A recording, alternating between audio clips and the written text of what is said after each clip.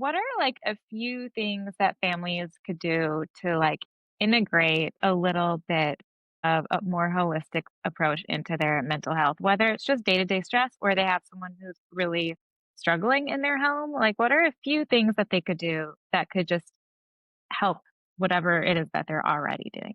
A little bonus.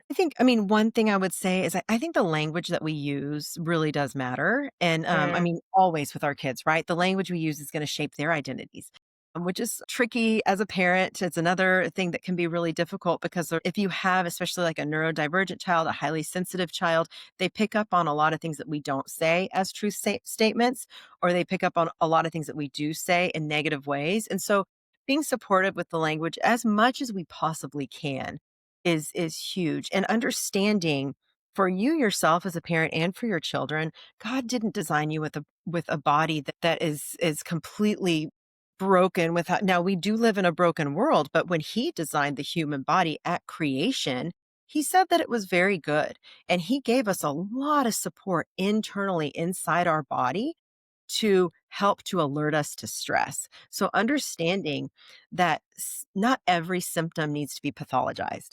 This is something that is I'm still learning for myself. It's been really hard as a survivor of depression and bipolar disorder. When I experienced big emotions, my parents pathologized them. Nothing wrong with my parents doing that. They were trying to save my life, right? Like this is just, and my parents, we talk about this very openly now.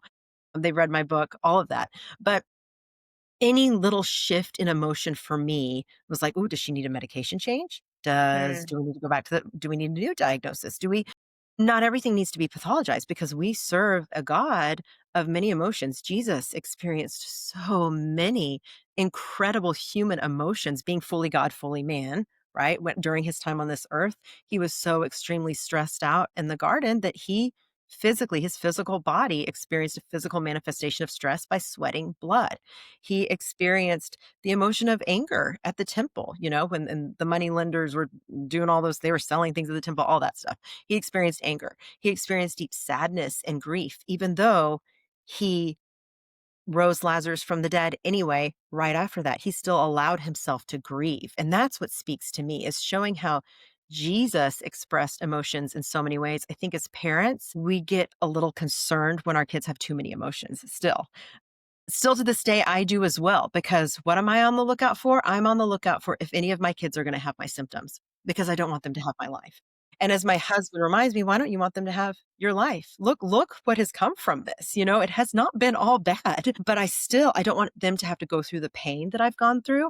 And so as parents, any kind of emotional suffering, we're quick to pathologize, we're quick to wanna fix it, instead of using the language of emotions of, "Wow, you're feeling really overwhelmed today. What does your body need for this overwhelm? Do you need to get in a warm bath? That would probably feel really nice. Do you need to go to sleep earlier?